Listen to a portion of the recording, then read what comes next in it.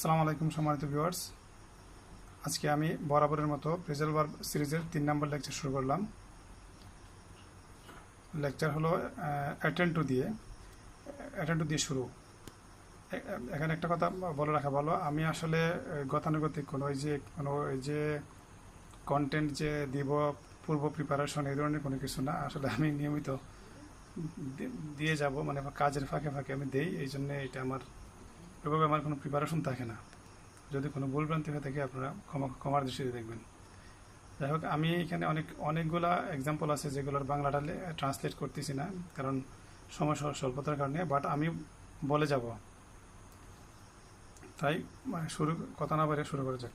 Attend two, মনোযোগ দিয়ে শোনা। I attended to my teachers lecture, অর্থাৎ আমি আমার শিক্ষকের লেকচারটা মনোযোগ দিয়ে শুনলাম। অন দ্যাট, এই দিক দিয়ে বা এভাবে। দি fact is absolutely truth on that, এই দিক দিয়ে বিষয়টি পুরোপুরি সত্য। বেয়ার উইথ, ধৈর্য ধরা। I can not bear on his activities, আমি তার কার্যকলাপে ধৈর্য ধরতে পারি না। আচ্ছা। ব্যাক আপ, সহায়তা বা সমর্থন করা। I got back from my father up along the way of my study. এখানে দুইটা ফ্রেজাল ভার্ব আছে, একটা হচ্ছে ব্যাক আপ, আর একটা কিন্তু আমি যে আন্ডারলাইন করে রাখছি যে অ্যালং দ্য ওয়ে, এটা কিন্তু অনেক গুরুত্বপূর্ণ একটা এই ফ্রেজাল ভার্ব, কারণ এটা আইএলসে অনেক বেশিরভাগই থাকে, বিশেষ করে রিডিংগুলোতে থাকে, যেটার অর্থ অনেকেই বোঝে না, একেবারে তালগোল ফেঁকে যায়।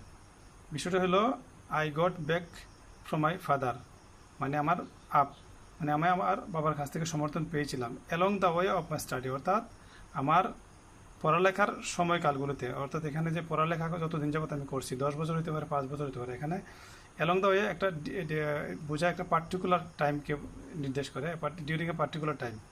অ্যালং দ্য ওয়ে মানে একটা বিশেষ একটা সময়টা বোঝায়, যেমন 5 বছর, 3 বছর, অর্থাৎ একটা কাজ করার 3 বছর বা 4 বছর যাবত আমি করতেছি, ওই পুরো সময়টাতে অ্যালং দ্য ওয়ে বোঝায়।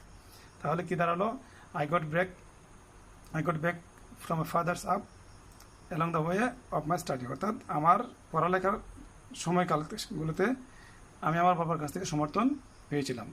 এটা ফার্স্ট ইন্ডিপেন্ডেন্ট টেন্স। আচ্ছা।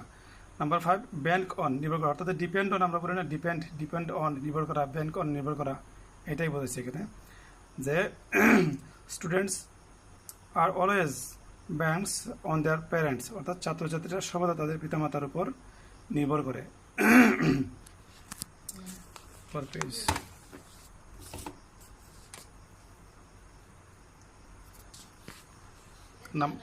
Number 6, bell out. সরি, আমার গলাতে একটু সমস্যা ঠান্ডার থেকে। 6, বেল আউট, জামিনে ছাড়িয়ে না। এটা কোর্টের টার্মের ক্ষেত্রে বেশিরভাগ ইউজ হয়। যেমন আমরা এটা বলতে পারি যে লয়ারদের ক্ষেত্রে, যে lawyer always try to bail their accuser client, অর্থাৎ আইনজীবীরা সর্বদা তাদের এই অভিযুক্ত ক্লায়েন্টদের জামিনে ছাড়িয়ে আনতে চেষ্টা করে। মানে কি, lawyer always try to bail their accuser client. Out এখানে লাগলো, আউটটা মিসিং হয়েছে লেখার ক্ষেত্রে, লাস্টে ক্লায়েন্টের উপরে আউট হবে। তাইলে আইনজীবীরা সর্বদা তাদের অভিযুক্ত ক্লায়েন্টদের জামিনে ছাড়িয়ে আনতে চেষ্টা করে। নাম্বার 7, বার্গেইন ফর অথবা এইম টু বার্গেইন ফর, আমি অনেক সময় রিপিট করে বিষয়টা মানে স্মরণ রাখার জন্য তার ভালোভাবে।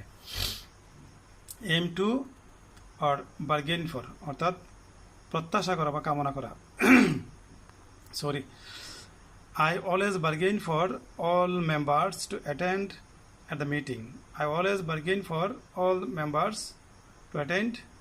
meeting. অর্থাৎ মিটিংয়ের সমস্ত মেম্বারদের উপস্থিত থাকতে আমি সর্বদা কামনা করি বা প্রত্যাশা করি। নাম্বার 8, বেয়ার আউট, এটার আবার একটা সিনোনিম আছে ব্যাকআপ, আগের ভিডিওতে আমার দেওয়া আছে এটা। ব্যাকআপ অর্থাৎ সমর্থন করা, কাউকে সমর্থন করা। তাহলে কি দাঁড়ালো? মাই statement backed up the fact discussed of the meeting, অর্থাৎ my statement backed up the fact discussed at the meeting, অর্থাৎ মিটিংয়ে আলোচিত যে ফ্যাক্টটা, ওই ফ্যাক্টটা মানে প্রকৃত একটা ঘটনা, এটা ফ্যাক্ট বোঝায়, সত্য ঘটনা, ওইটাকে আমার বক্তব্য যেটা এটা সমর্থন করেছিল বা সমর্থন জুগিয়েছিল। Number 9, beat up, beat up অর্থাৎ উত্তম মধ্যম দেওয়া, কাউকে মারা আর কি। মানে আমরা ওই যে বিশেষ করে টিচাররা ছাত্রদের অনেক সময় ওই যে প্রাইমারি টিচাররা বাচ্চাদের একটু উত্তম মধ্যম দেয় না, এই যে ফিটা দেয়, এটাকে বোঝাইছে। তাইলে আমি এইভাবে দিলাম যে দ্য বিটেড আপ অর্থাৎ থিফ, তারা চোরটিকে মারলো বা উত্তম মধ্যম দিল। বিট থেকে বিটেড অর্থাৎ এটা first indefinite tense. Number 10, believe in অর্থাৎ বিশ্বাস করা বা বিশ্বাস রাখা। বিলিভ ইন বিশ্বাস করা বা বিশ্বাস রাখা। উই মাস্ট বিলিভ অন আল্লাহ অর্থাৎ আমাদেরকে অবশ্যই আল্লাহর উপর বিশ্বাস রাখতে হবে। উই মাস্ট বিলিভ অন আল্লাহ, আমাদেরকে অবশ্যই আল্লাহর উপর বিশ্বাস রাখতে হবে। পরবর্তী পেজ।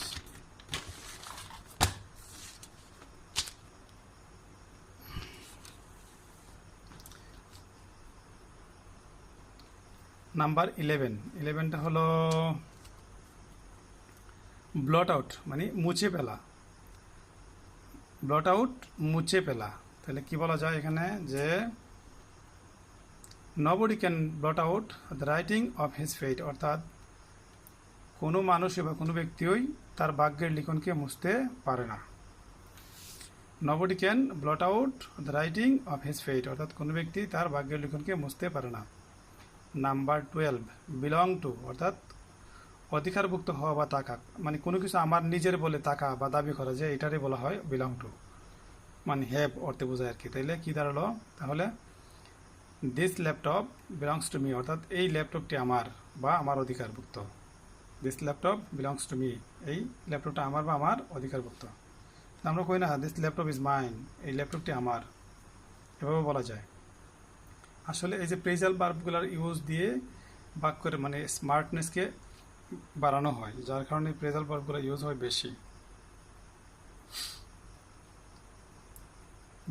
বি অ্যাওয়ার অফ অর্থাৎ বি অ্যাওয়ার অফ অর্থ বা বি অ্যাওয়ার অফ অর্থাৎ সাবধান হওয়া অথবা সতর্ক হওয়া আর কি, যেটা বোঝায়। অ্যালার্ট, আমরা বলি যে বি অ্যালার্ট। তাহলে এক্সাম্পলটা হলো everybody should be aware of the enemy of our country অর্থাৎ everybody should be aware of the enemy of our country অর্থাৎ আমাদের দেশের শত্রু সম্পর্কে আমাদের প্রত্যেককে প্রত্যেকের সজাগ থাকা উচিত। আচ্ছা, নাম্বার 15, বেস্টু অন দান করা। বেস্টু অন BSTOW বেস্টু অন দান করা। God bestow a great deal of mercy on his servant. God bestow a great deal of mercy on his servant অর্থাৎ ঈশ্বর তার প্রজাদের তার বান্দাদের উপর অপুরন্ত মানে প্রচুর দয়া দান করে। এইটাই আরেকটা গুরুত্বপূর্ণ ভার্ব, এই যে প্রেজেন্ট ভার্ব। রান থ্রো এটা আইএলটিএসের লিসেনিংও থাকে, সবসময় বেশিরভাগ থাকে লিসেনিংয়ে।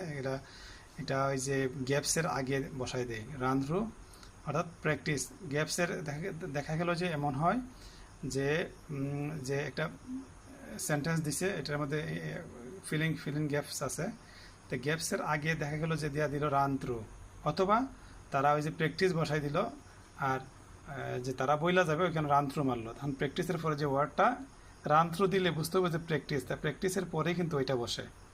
অর্থাৎ প্র্যাকটিস দিয়ে তারপর একটা গ্যাপ মেরে দিল, মারার পরে গ্যাপের মধ্যে ওই আসল শব্দটা বসবে। কিন্তু তারা বললো যে রান থ্রু দ্য, সাপোজ প্র্যাকটিসের পরে মেশিন বসলো, তখন তারা বলবে যে রান থ্রু দ্য মেশিন, কিন্তু ও বসবে মেশিন। কিন্তু এখানে বলে গেছে প্র্যাকটিসের আগে কিন্তু প্রশ্নে আছে প্র্যাকটিস।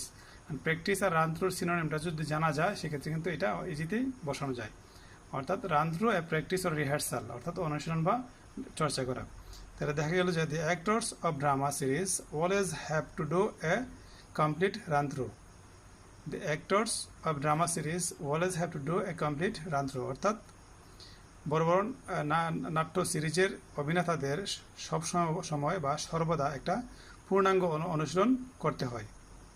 বড় বড় নাট্য সিরিজের অভিনেতাদের সর্বদা বা সবসময় একটা পূর্ণাঙ্গ অনুশীলন করতে হয়। আজকের মতো এখানে বিদায় নিলাম। আসসালামু আলাইকুম।